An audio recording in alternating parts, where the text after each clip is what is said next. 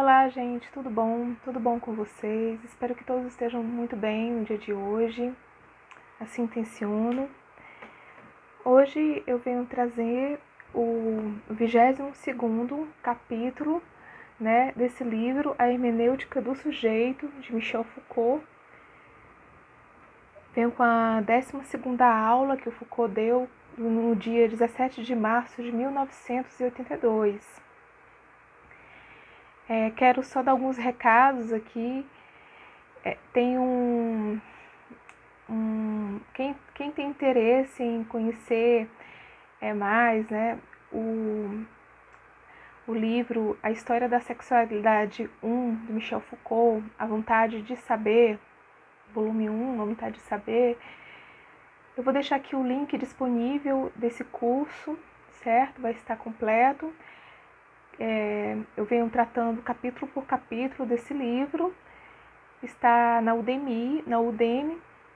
Quem tiver interesse, está num preço bem em conta, bem barato.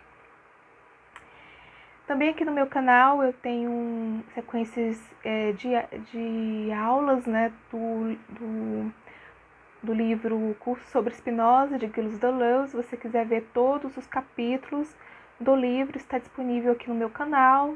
Também tem alguns capítulos em defesa da sociedade, que é do Michel Foucault, do Governo dos Vivos também, e da Hermenêutica do Sujeito. Já venho com a 22ª aula desse livro.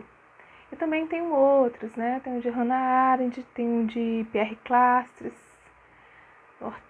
Francisco Ortega, ok? Quem tiver interesse está nas playlists do meu canal, ok? E o link do curso, da História da Sexualidade, vai estar disponível. Vou tentar colocar aqui, certo? Na descrição do vídeo. Para quem tiver interesse, ficarei muito agradecida, ok? Pois, vamos lá. Nessa aula, o Foucault ele vai trazer assim uma questão bastante importante dessa cultura de si greco-romana, uma técnica muito importante trazida pelos filósofos gregos antigos, greco-romanos antigos, uma técnica do cuidado de si. Essa técnica, na aula passada, ele falou um pouco, dessa técnica, que é o desenvolvimento, certo, da prova. Ou seja, que a vida ela deve ser reconhecida, a vida deve ser pensada, a vida deve ser vivida, experienciada, praticada como uma perpétua prova. E o Foucault ele vai dizer, que essa questão da prova é uma ideia claramente formulada, nos textos dos estoicos, de Sêneca, de Epícteto, tem muito nesses textos de Sêneca e Epícteto. E ele vai dizer, certo, que em Sêneca tem um texto intitulado A Vida como Prova, cujo tema é a vida, não intitulado, mas o tema é a vida como prova, que traz a ideia de que Deus é Pai. Ou seja, o Sêneca ele vai pegar esse exemplo da vida familiar para tratar dessa questão da prova, para explicar essa questão da prova. Deus é Pai, certo? Se Deus é Pai, Deus não é mãe. O que quer dizer Deus não ser uma mãe? Significa apenas que a mãe ela se caracteriza pela indulgência, certo? Ele vai dizer, para com os filhos, ela consola, ela dá permissões. Já o pai, ele é diferente. Sêneca vai dizer, o pai educa com mais veemência, o pai, ele educa com mais coragem, sem fraqueza. O pai, ele forma como convém, pois ele impõe aos filhos dificuldades, ele impõe aos filhos fardos e até mesmo sofrimentos, certo? E qual é a finalidade? A finalidade é formar as crianças para que elas sejam mais fortes, para que elas sejam mais corajosas, né, para que elas possam se deparar com os fardos reais que a vida ela pode trazer. Então, por isso o pai ele é mais forte e enérgico do que a mãe, né, para que os filhos cresçam fortes e enérgicos. Então, por isso que Deus é pai, Sêneca vai dizer, certo? Para explicar essa questão da prova.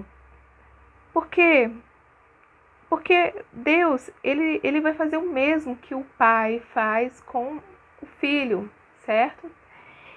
O pai, ele vai distinguir, o pai, Deus Pai, certo? Deus Pai, vai distinguir uma diferença, né? Vai ter uma diferença entre os homens de bem e os homens de mal, certo? E Sêneca vai dizer que os homens de bem para Deus, certo? São aqueles preferidos pela divindade. E eles são preferidos porque eles são aqueles que se caracterizam por ter uma vida, certo? A qual eles se deparam com dificuldades o tempo todo, certo? São aqueles que passam por inúmeros infortúnios, inúmeros sofrimentos, inúmeras tristezas, e que eles se esforçam muito para transpor as dificuldades que a vida ela vem trazendo, né? Que a vida traz, né? Eles passam por isso. Já os homens maus, não, eles são aqueles que venceram na vida, né? Na nossa sociedade. É quase invertido, né? Esse pensamento. São aqueles que estão bem, que descansam, né? Passa a vida em delícias. Nada vem perturbar, pois tudo vem fácil, né? E os homens maus, eles são favorecidos. E os homens de bem são perseguidos o tempo todo, são colocados à prova, sempre à prova. Os homens maus, Deus os abandona, negligenciando sua educação, certo? Porque ele sabe que a educação que ele poderia lhe dar através das provas, dos infortúnios que a vida pode trazer, de nada iria ajudar, de nada ia servir, certo? Ao passo que os homens de bem, ele submete às provas, a fim de torná-los mais fortes e corajosos. E assim, né, o Sêneca ele vai dizer que é a vida toda, né, a vida inteira que deve ter essa educação, certo, sobre o indivíduo, que deve começar na adolescência e vai até o final da vida do indivíduo, certo? E tem como forma, né, exatamente essas provas, a qual o indivíduo deve passar para formar a si mesmo.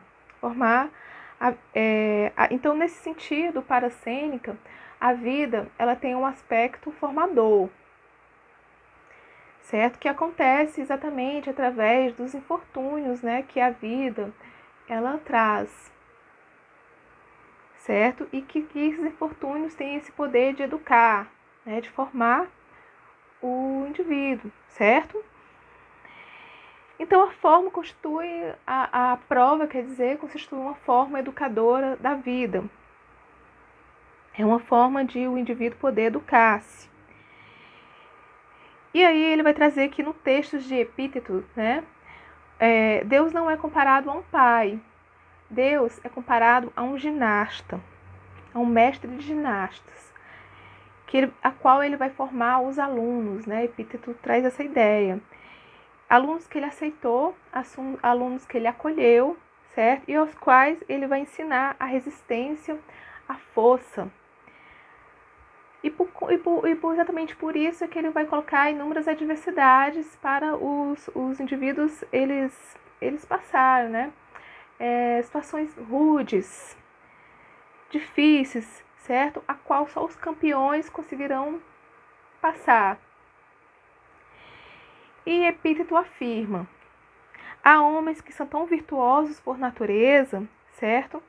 E mostram tão bem sua força, que Deus, no lugar de deixá-los viver no meio dos outros, com as vantagens e com os inconvenientes da vida ordinária, da vida cotidiana, né? Envia-os como exploradores para os maiores perigos, para as maiores dificuldades, para enfrentar situações mais rudes, mais difíceis, com maiores sofrimentos, tristezas e infortúnios, certo? E esses mesmos exploradores, eles vencem essas situações, certo? E retornam para ensinar os outros que é possível passar por isso, né? E triunfar. E assim é o filósofo cínico, né? O cínico, descrito por Epíteto, né? Que é enviado para a linha de frente, para enfrentar os inimigos mais rudes, né? E retorna para dizer que esses inimigos não são tão temerosos assim, tão perigosos assim, que se pode vencê-los.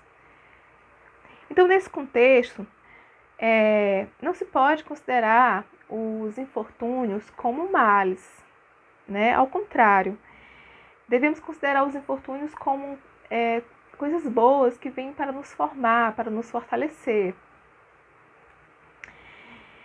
E Epíteto vai dizer, podemos tirar proveito de qualquer dificuldade, certo? Qualquer embaraço. E aí o texto de Epíteto, o Foucault, ele vai dizer que tem um diálogo entre Epíteto e um aluno, certo? E o aluno pergunta, de todas as dificuldades? E Epíteto diz, sim, de todas.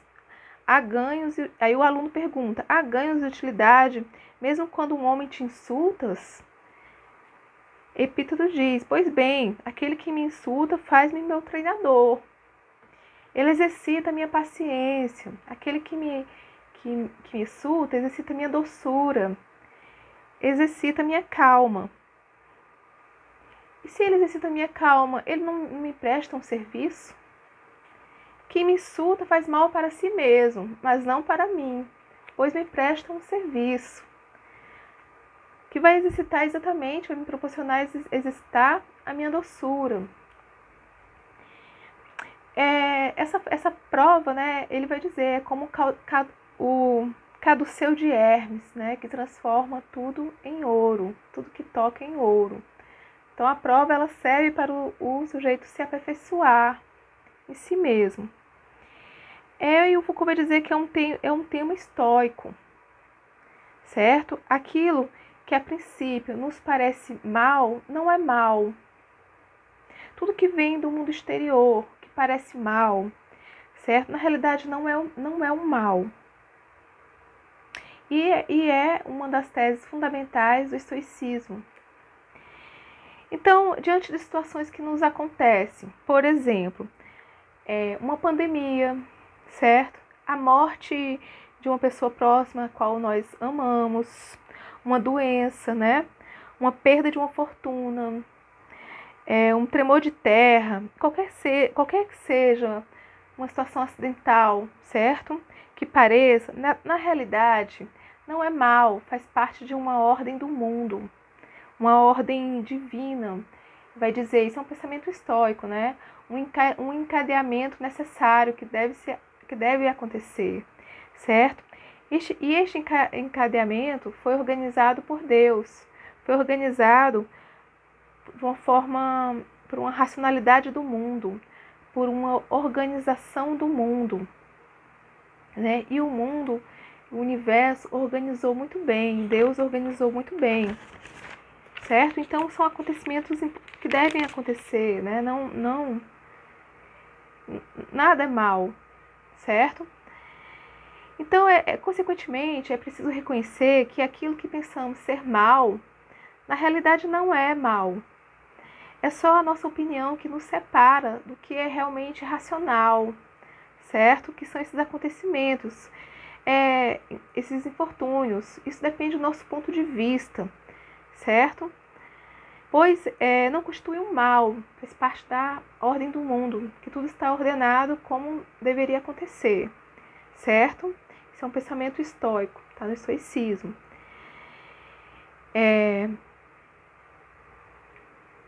Então, assim, ele vai dizer, né, que há uma análise do sujeito racional que passa por essa ordem do mundo, permitindo-lhe recuperar todos os acontecimentos em uma ordem que é boa, né?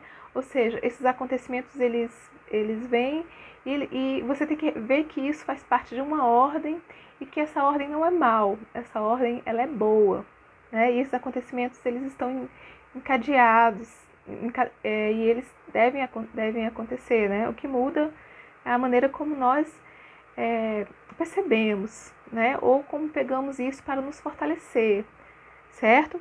Então, no texto de Epíteto sobre o ofensor que me faz bem,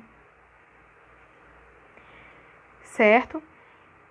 Foucault vai dizer que em Cícero existe uma visão que é diferente, né? Em Cícero, por exemplo, né, que também é estoico, mesmo quando eu reconheço que um acontecimento ele não é mal, porque ele faz parte de um encadeamento racional do mundo, certo? Para Cícero, você não deixa de reconhecer que faz mal, certo?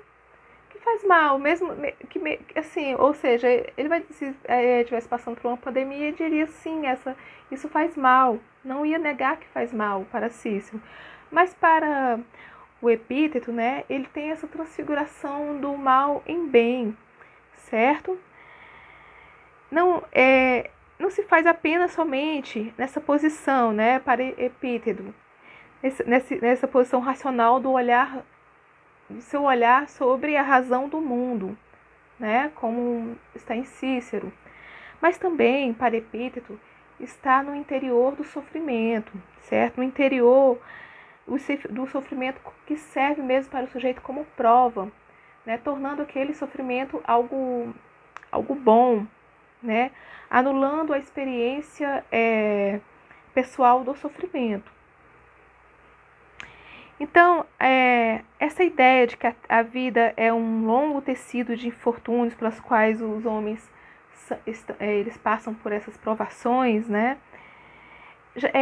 Foucault vai dizer que é uma velha ideia grega, né? Isso já está na mitologia grega, certo? Está na tragédia grega, né? Está no coração do homem grego, está nos grandes mitos clássicos. Por exemplo, né, em Prometeu, Heracles, Édipo, e todos eles passam por provas. Mas o que caracteriza a prova na tragédia grega clássica é o tema do afrontamento e da disputa entre os homens e os deuses, certo? Um jogo entre a inveja dos deuses e o excesso dos homens. Quando os deuses e os homens se afrontam, é que a prova aparece, certo? E aparece em forma de infortúnios enviado pelos deuses para provar os homens, para ver se os homens são capazes de resistir, né? E se conseguirão prevalecer, né, perante esses infortúnios. E quando o homem ele enfrenta as provas, né, nos mitos, né, na tragédia, né, o infortúnio ele é superado, né, e o herói ele é engrandecido, ele vai se reconciliar com os deuses, certo? Há uma reconciliação. Mas aí o Foucault vai dizer que é muito diferente essa ideia, né, da ideia trazida da prova pelo Epíteto e pelo Sêneca. Por quê? Porque é o contrário, certo? Não é uma disputa, mas é é um uso paternal de educar, né? Enviado, digamos aqui, né? Diria, um sofrimento meticuloso, certo? Medido pelos deuses, que são enviados aos sujeitos, né? Com a finalidade de formá-los para a vida, né? A vida como prova. Não é disputa, é benevolência. Ponto, né? E o Foucault agora ele vai dizer o que ele vai falar, o que eu quero dizer com tudo isso, né? O que ele está trazendo esses exemplos, o que ele quer invocar com essas questões. Ele vai dizer que existe um fenômeno na cultura de si, certo? Na cultura grega também, certo? Que desenvolveu na era helenística e romana, que consiste sim nesse cuidado de si, nessa arte da existência, certo? Nesse ocupar-se consigo mesmo.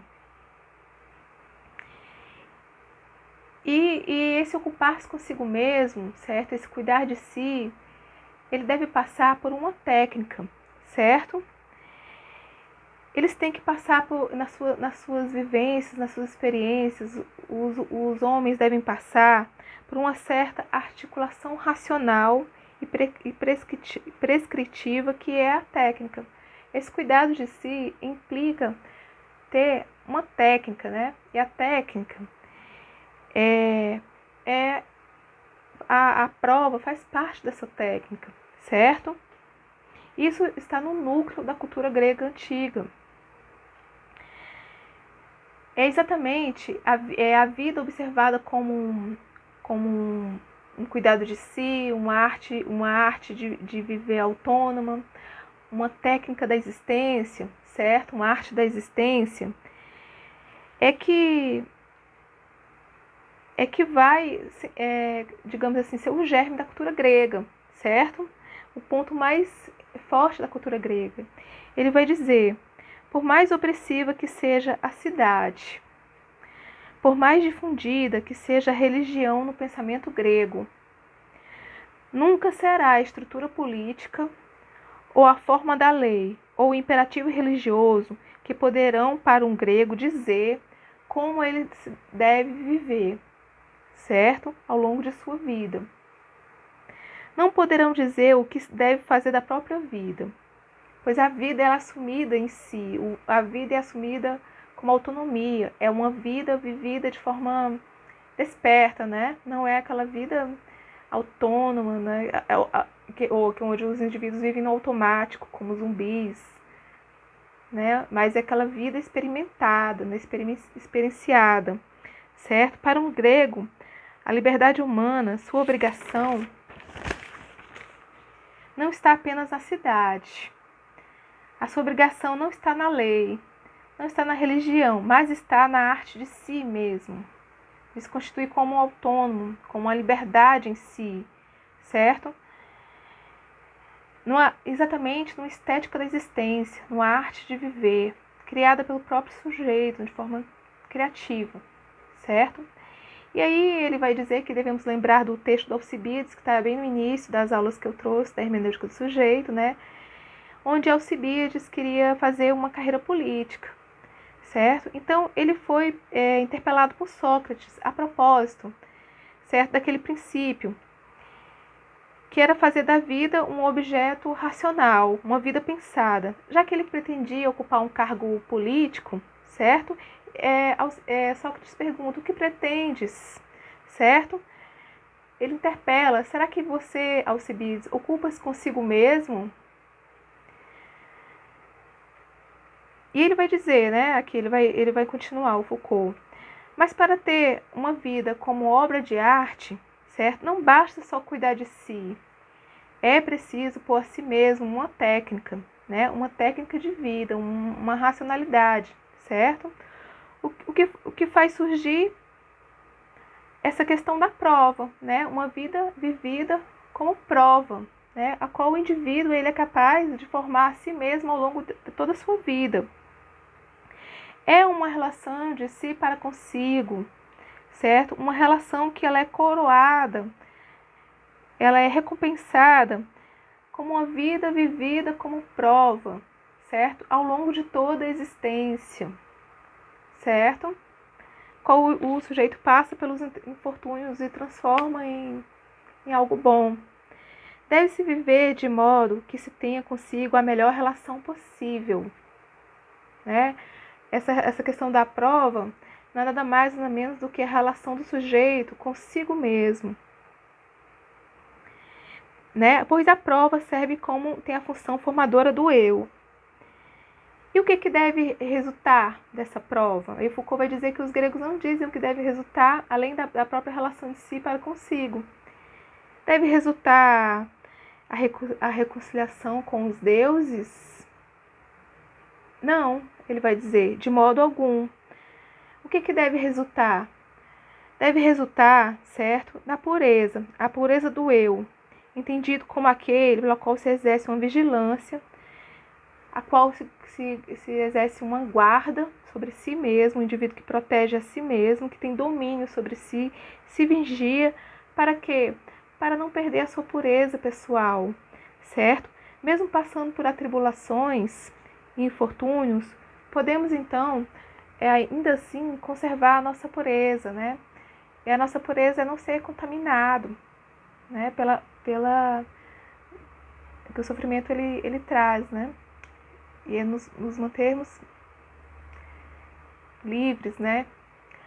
Bom, gente, aqui eu finalizo mais esse capítulo de sabedoria, né, desse livro, A Hermenêutica do Sujeito, que eu trago com muito prazer, certo? Esse aqui foi o 22º capítulo, logo estarei com os outros capítulos. Eu agradeço por quem assistiu minhas aulas. Muito obrigada!